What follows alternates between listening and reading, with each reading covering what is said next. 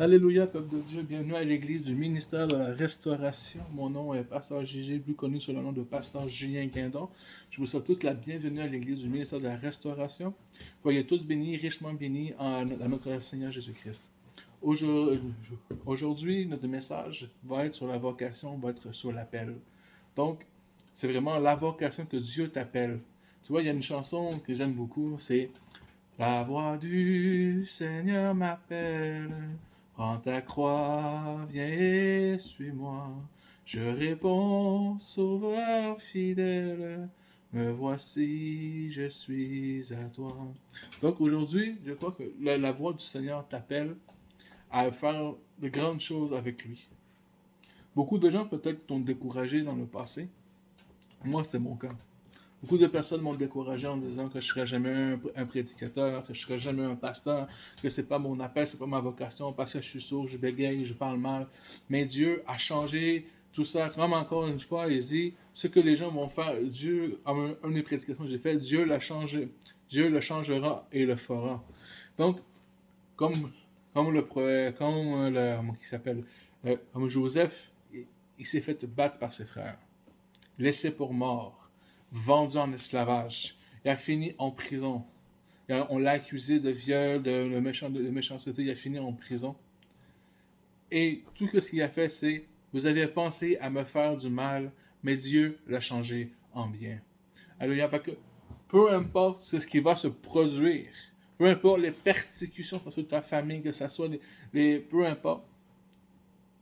Jésus, quand que Dieu te donne un appel pour toi dans ton ministère, dans ta vie, ne crains rien et avance. Aujourd'hui, on va voir des passages dans la parole de Dieu. Même en fait, c'est ça. Donc, le message, c'est vraiment au commencement, Dieu t'appelle. Donc, le message, c'est ça. C'est au commencement, Dieu t'appelle. C'est le nom du message. Donc, on va aller voir dans Genèse 1, verset 1. Mais moi, je ne tournerai pas, je connais ça par cœur.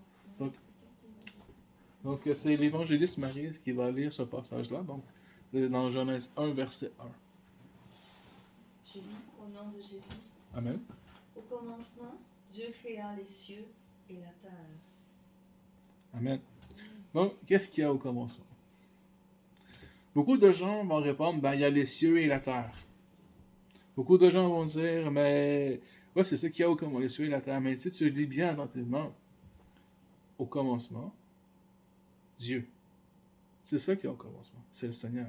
Donc, au commencement de l'appel, Dieu t'a appelé à sa gloire éternelle avant même que tu sois, même commencé, même avant même que tu vois le jour, Dieu t'avait déjà interpellé à la gloire. Parce que la Bible dit que Dieu est le même hier, aujourd'hui, éternellement. La Bible dit qu'il est le premier, il est le dernier. Il a vu la fin avant que nous pouvons même voir le commencement de notre vie. Alors donc, Dieu a une puissance inestimable, comment je veux dire? Même la parole dit que Dieu a une puissance sans limite. Ça veut dire que sa puissance n'a point de limite. Sa puissance est forte, tellement forte que sa puissance n'a point de limite à lui. La Bible dit que lorsque nous disons que c'est impossible, lui, Dieu dit que c'est possible. Mais ce n'est pas dans nos propres forces à nous, c'est vraiment la force de Dieu qui va faire les choses. C'est à toi maintenant de te laisser diriger, guider par lui. Oui, c'est pas facile. Comme moi, je suis venu à Dieu, je suis sorti de prison, j'étais emprisonné, j'ai sorti d'un poste de police, j'étais emprisonné. Et Dieu m'a dit, je t'appelle. Et quand je dis, donc comme j'ai fait, c'est que moi j'ai fait, c'est que j'ai répondu à mon appel. Au commencement, il y a Dieu. Donc aujourd'hui, premièrement des points, beaucoup de gens limitent la capacité de Dieu. Ah, mais c'est impossible. Mais celui qui limite la capacité de Dieu, c'est toi qui fait que Dieu ne fait pas les choses pour toi. Parce que tu limites Dieu. Tous les serviteurs de Dieu ont tous limité Dieu. Donc, on va voir dans Jérémie. Donc, le passage dans Jérémie, si j'ai bonne mémoire, parce que j'ai comme donné les versets déjà aux gens, donc j'ai pas le. Donc, c'est Jérémie 1, 4 à 9. Évangéliste, enseignant de famille. Je lis la parole au nom de Jésus. Parole de Jérémie, fils de Ilkija, l'un des sacrificateurs d'Anatot, dans le pays de Benjamin. La parole de l'Éternel lui fut adressée. Au temps de Josias, fils d'Amon, roi de Judée, la 13e année de son règne, et au temps de Joachim, fils de Josias. Pardon, c'est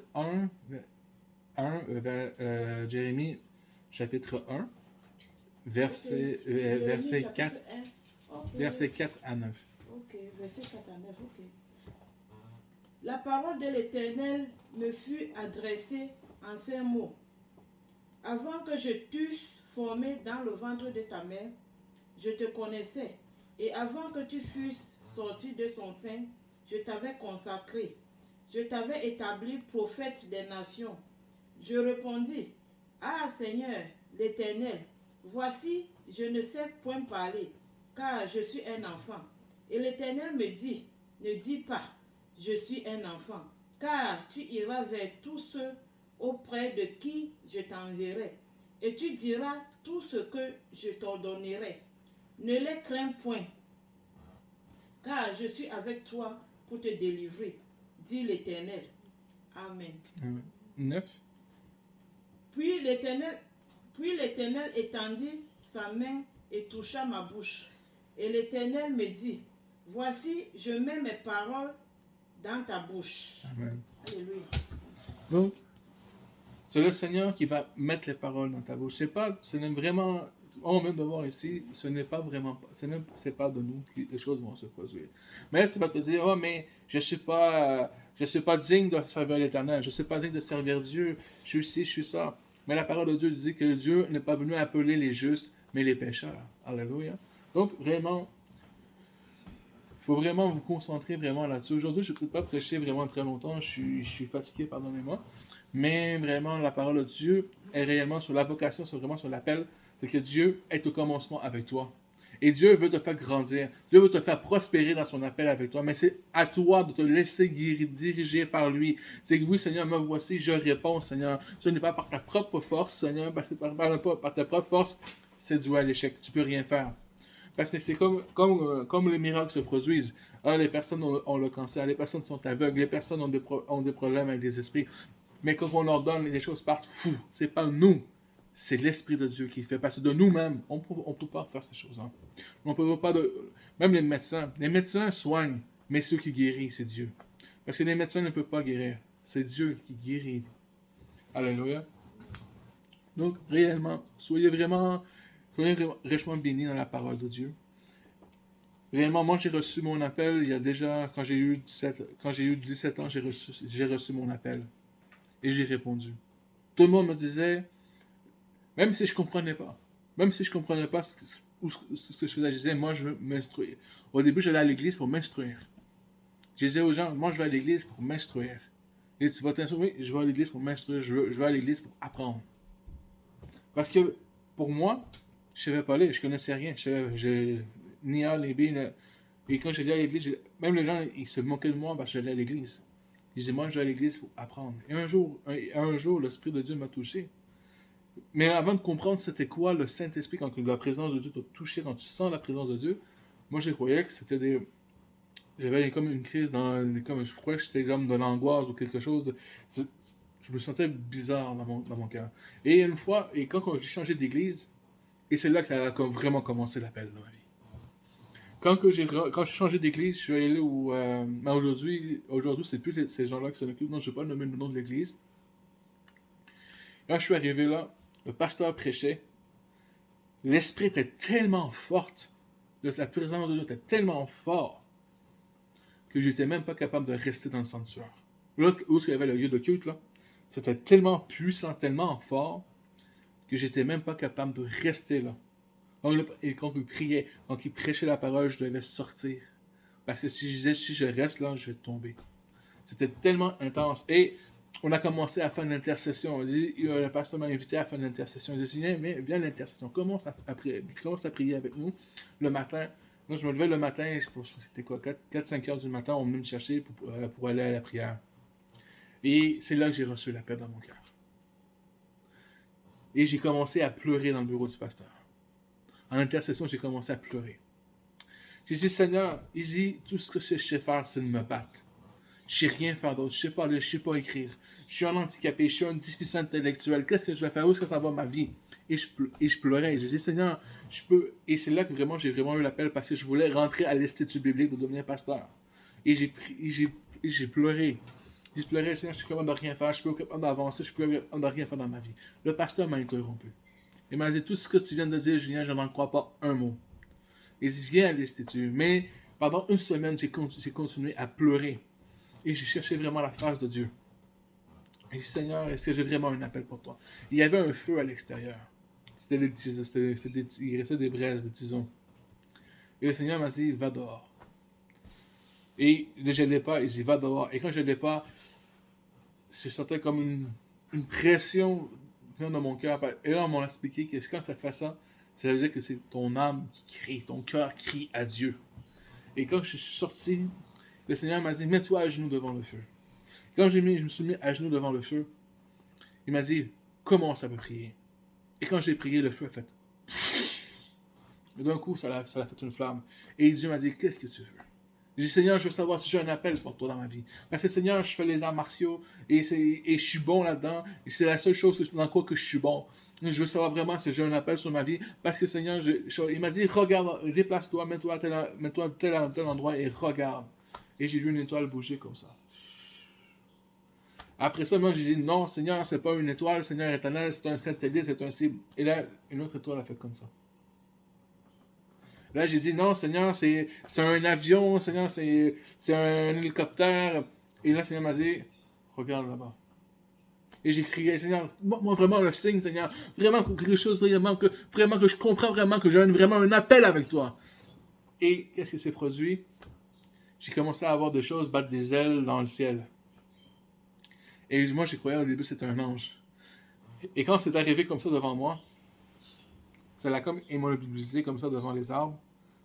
C'était une colombe qui battait. C'était des étoiles qui formaient la forme d'une colombe et ça battait des ailes, ça bougeait comme une colombe vivante, mais c'était des étoiles. Et ça l'a arrêté comme ça devant moi. Et là, j'ai été sans mots, sans réponse, j'étais comme ça. Et Dieu m'a dit, tu as ta réponse. Alors j'ai arrêté de suivre des cours en arts martiaux, j'ai arrêté de me battre, j'ai arrêté de faire ça. Et je suis rentré à l'Institut. Et les gens même ont payé mes cours à l'Institut. Mais j'ai pas gradué à cet institut-là, mais j'ai été formé de lieu en lieu.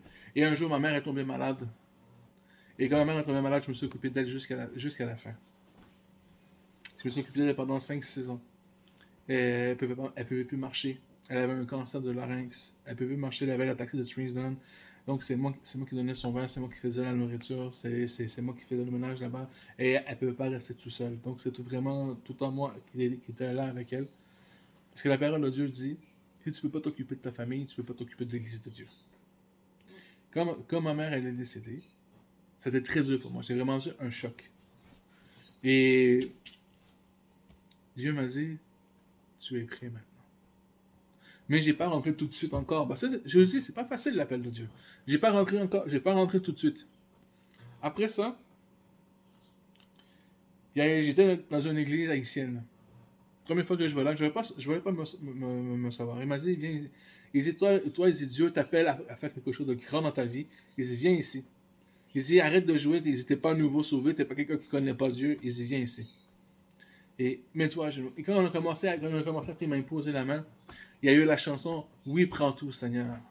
Et je me suis levé, et toutes ces chansons-là continuent dans ma vie. Oui, prends tout, Seigneur. Après ça, je suis allé dans une autre église. J'étais vraiment perdu, j'étais égaré. Et un autre prophétesse est arrivé, il m'a tapé sur l'épaule. Il dit, viens ici. Il dit, c'est maintenant, il faut que tu reviennes à Dieu, maintenant. Dieu m'a dit, maintenant, ça suffit le bêtise, c'est fini les stupidités. C'est maintenant que tu viens à Dieu, aujourd'hui et maintenant. Encore une fois. Et après ça, je me suis éloigné. Et jusqu'au jour que je me suis levé. Et j'ai dit, je suis pasteur. Et au moment où j'ai dit ça, toutes les portes sont ouvertes. On dit, pasteur, tu vas prêcher. Je ne voulais pas prêcher. C'est pas quelque chose que je voulais, parce que prêcher pour moi, c'était compliqué. Il fallait faire de la théologie, il fallait faire ci, il fallait faire ça. Je voulais pas avoir la capacité, parce que là, je vais être dans la honte. Je ne sais pas amener les points, les virgules, les ci, les ça, je vais être dans la honte. Mais la Bible dit, c'est l'Esprit de Dieu qui convainc. Donc, tu dois te laisser diriger par l'Esprit de Dieu. L'intelligence, c'est Dieu qui va te la mettre dans ta tête. La connaissance, c'est Dieu qui va te la mettre dans ta bouche. Ce n'est pas à toi, c'est rien de toi. C'est juste te dire, oui Seigneur. Donc, c'est un peu mon témoignage, comment que j'ai vu ça. La première fois que j'ai vu un miracle, même ma famille, même la personne en question lui-même, des fois, il dit, ah non, c'est des blagues. Mais moi, je me rappelle que quand j'étais allé à l'hôpital, c'est mon cousin, je sais pas, bon, il y a eu des histoires comme quoi qu'il y a une tentative de suicide ou c'est vraiment un accident. On n'a pas vraiment compris l'histoire. Mais on sait qu'il a foncé en pleine vitesse dans un arbre avec une moto. Et la moyenne épinière a été touchée. Et bon. Et quand que je suis allé à l'hôpital, les médecins ont dit plus jamais que mon cousin était pour marcher. C'était la première fois que j'ai imposé les mains à quelqu'un. J'étais pas pasteur là. Mais quand les médecins ont dit ça, devant moi, plus jamais Jonathan va remarcher. Moi, j'ai dit, je crois en Dieu, je ne crois pas en l'homme. Et je suis allé voir Jonathan, je suis allé voir mon cousin, j'ai témoigné de Jésus, il a accepté Jésus dans sa vie comme Seigneur et Sauveur. Et quand j'ai imposé les mains, une semaine plus tard, il marchait. Dieu l'avait guéri, Dieu l'avait sauvé. Donc, réellement, peu importe les obstacles de ta vie, peu importe ces choses-là. Là, j'ai assez témoigné maintenant, mais c'est comme ça que réellement que ça a commencé. Ça s'est pas fait en 5 minutes, là. Quand j'ai reçu l'appel, j'avais 17 ans. J'en ai 35 aujourd'hui. Donc, ça s'est pas fait en 5 minutes. Quand Dieu m'a dit d'ouvrir mon ministère, ça fait un moment que Dieu m'a dit d'ouvrir mon ministère. Il y a déjà 3 ans ou 2 ans, on m'a dit, rouvre ton ministère. Il dit, arrête d'investir dans le ministère des autres. Tu n'es pas appelé dans le ministère des autres, mais appelé à investir dans le ministère que Dieu a pour toi. Il dit, arrête de faire ça. Et malgré tout, j'ai encore investi dans notre ministère. Juste au jour que j'ai vraiment rencontré un faux pasteur qui m'a tellement choqué, je l'ai trouvé tellement blasphématoire devant Dieu. Et j'ai dit, ok Seigneur, j'ai compris, je rouvre mon ministère. Et j'ai commencé. Et ça fait maintenant presque... J'ai commencé quoi? L'été passé, on a commencé? Ça fait presque 1 an que le ministère de la Restauration, l'église du ministère de la Restauration a été mis sur pied. La Bible dit, pour moi, les gens disent, ah oui, mais les gens ne viennent pas, les choses, c'est pas gros. Pour moi, c'est pas ça l'importance d'avoir la capacité du nombre. Moi, j'aime mieux avoir peu et avoir de la qualité qu'avoir beaucoup et d'avoir du péché dans mon église. D'avoir du péché n'importe où, de faire que tu fasses n'importe quoi. Oui, Dieu dit, celui qui va venir à toi, la Bible dit que tu dois t'en occuper parce que c'est Dieu qui te les envoie. Donc Dieu dit que tu dois en prendre soin. Donc tout le monde est bienvenu à venir se joindre à nous. J'accepte tout le monde. S'il faut faire 3-4 cultes par dimanche parce que c'est trop petit chez moi, je le ferai. S'il faut qu'une fois par semaine, je dois aller à une autre maison pour y aller, je vais le faire.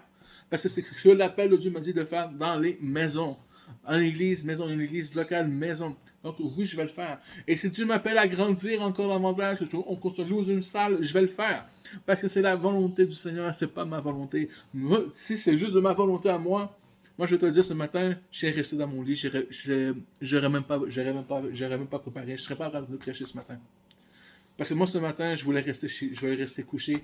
J'ai même voulu texter même les gens pour dire que... Texter les gens pour dire... Tu peux ouvrir un peu la fenêtre, s'il te plaît? Parce que je voulais même texter les personnes pour leur dire de ne pas venir, que je cancellais l'église aujourd'hui. Et le Seigneur m'a dit, non, il dit, lève-toi, ce n'est pas de ta force, c'est de mon esprit. Et c'est par cet esprit que tu vas faire les choses maintenant.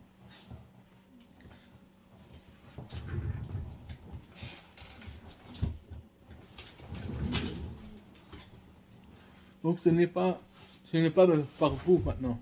Maintenant, on va aller voir la vocation de Matthieu. Matthieu, quelqu'un qui collectait l'impôt. Quelqu'un qui collectait les taxes et persécutait le peuple des Juifs. Donc, Ok. La vocation de Matthieu. De là étant allé plus loin, Jésus vit un homme assis au lieu des pillages et qui s'appelait Matthieu. Il lui dit, suis-moi. Cet homme se leva et le suivit. Comme Jésus était à table dans la maison, voici beaucoup de publicains et de gens de mauvaise vie vinrent se mettre à table avec lui et avec ses disciples. Les pharisiens virent cela et ils dirent à ses disciples, pourquoi votre maître mange-t-il avec les publicains et les gens de mauvaise vie? Ce que Jésus ayant entendu, il dit, ce ne sont pas ceux qui se portent bien qui ont besoin de médecins, mais les malades. Allez et apprenez ce que signifie je prends plaisir à la miséricorde et non au sacrifice, car je ne suis pas venu appeler les justes, mais les pécheurs. Amen. Alléluia.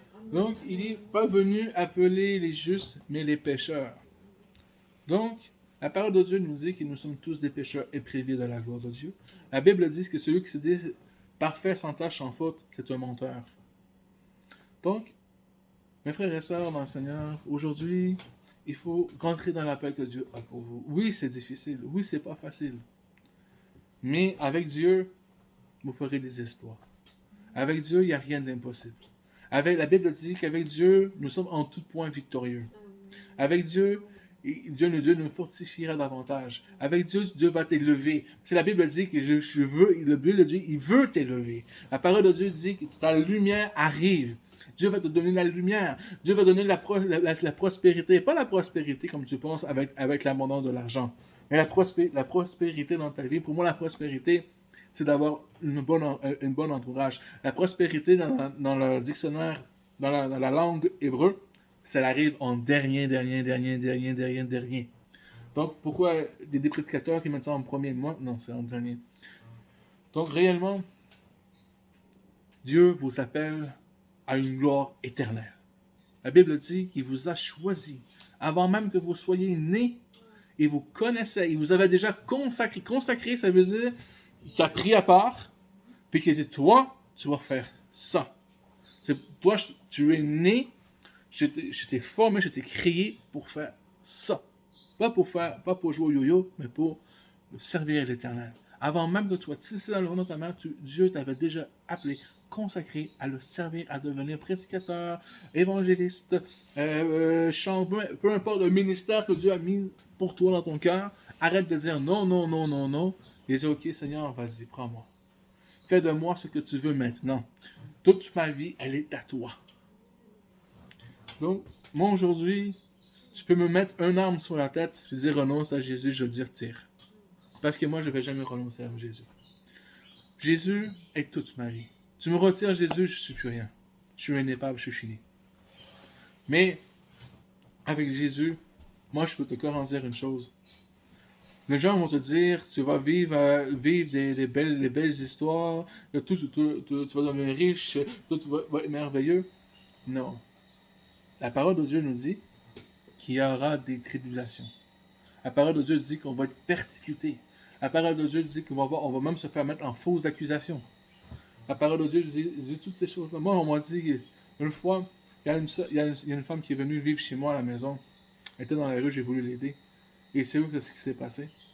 Elle voulait de moi, elle voulait coucher avec moi, et moi j'ai refusé. Savez-vous ce qui s'est passé? Elle me l'a porté plainte contre moi pour viol en disant que je l'ai violée parce que je n'ai pas voulu la prendre.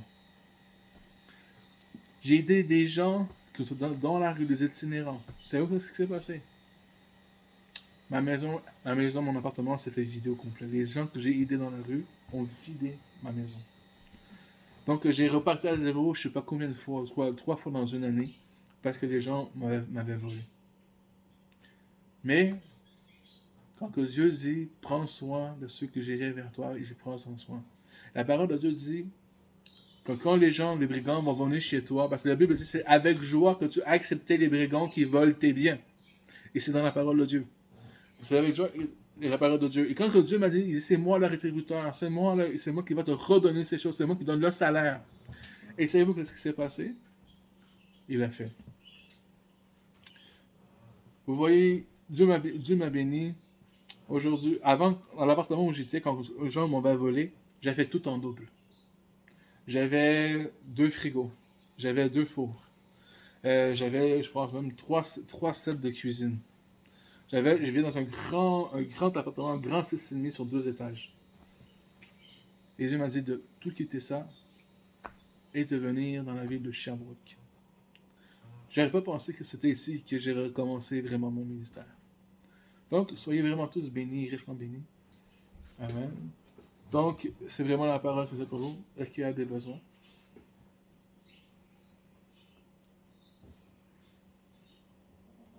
J'ai une cliente cette semaine, Michel, qui avait besoin d'aide. Les médecins me l'ont envoyé parce qu'ils savaient que j'allais prendre La madame que j'ai vue. Michel est de vue pour son cœur, pour les malaises qu'elle a pour son cœur. Elle doit se mettre par terre souvent pour remettre en chute de pression. Est-ce qu'on peut prier pour Oui. Michel? Seigneur éternel, mon Dieu, j'ai dans mes mains, Seigneur Père. Je commande, Seigneur, sur cette dame Michel maintenant, Seigneur. Moi, je la vois en image parce que je l'ai vue, Seigneur, dans mes yeux. Père éternel, que tu la sondes de la tête aux pieds, Seigneur. Que tu te manifestes maintenant sur sa vie, Seigneur, sur Michel, Seigneur.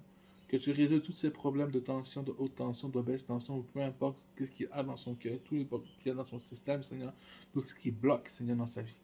Dans le nom de Jésus, je répands tout le sang, Seigneur, je répands le sang de l'alliance sur elle, et j'ordonne, je fais une transfusion de sang, Seigneur, de ton sang sur elle à la place de son sang, dans le nom de Jésus-Christ de Nazareth, qui voit une différence maintenant, Seigneur.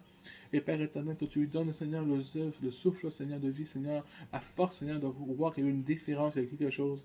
Et Seigneur, qu'elle appelle Maryse, ou Seigneur, qu'elle m'appelle sur mon téléphone.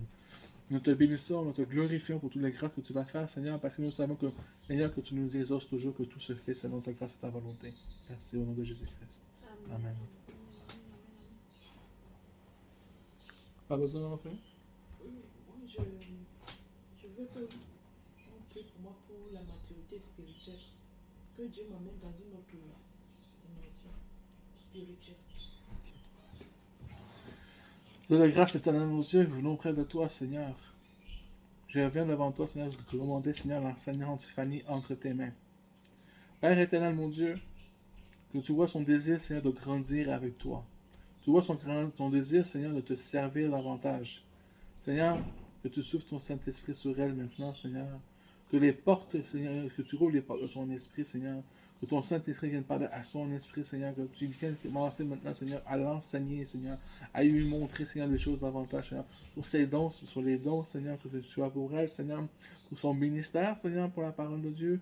Pour l'évangélisation, Seigneur, qu'elle fait, Seigneur éternel. Pour sa patience, Seigneur éternel, mon Dieu, Seigneur. Et je demande aussi un souffle, Seigneur éternel, de force, Seigneur, et de régénération, Seigneur, sur sa vie, Seigneur éternel, mon Dieu.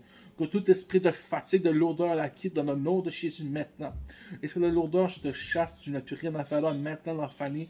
Tu la libères totalement maintenant dans le nom de Jésus. Libère maintenant Fanny dans le nom de Jésus. Esprit de lourdeur, de fatigue, de désespoir, lâche-la, Seigneur. Esprit de découragement aussi. Lâche Fanny maintenant dans le nom de Jésus. Lâche-la maintenant. Esprit de découragement, tu portes, tu quittes maintenant dans le nom de Jésus. Tu n'as plus rien à faire là. Dans le nom de Jésus-Christ de Nazareth. Merci Seigneur pour tout ce que tu vas faire et accomplir dans le nom de Jésus. Souffle maintenant sur elle, sur sa vie maintenant, Seigneur éternel. Manifeste-toi davantage sur elle maintenant au nom de Jésus-Christ. Amen. Il y a ma soeur ce matin, Paulette, qui était malade des 2 bouts, on va dire. Il fallait qu'elle se recouche et qu'elle ne bouge plus. Et qu'elle a demandé de l'aide. De moi et de lui. Mais j'ai dit qu'on allait prier pour elle aujourd'hui. Okay. Seigneur éternel, mon Dieu, je te recommande Paulette entre tes mains, Seigneur.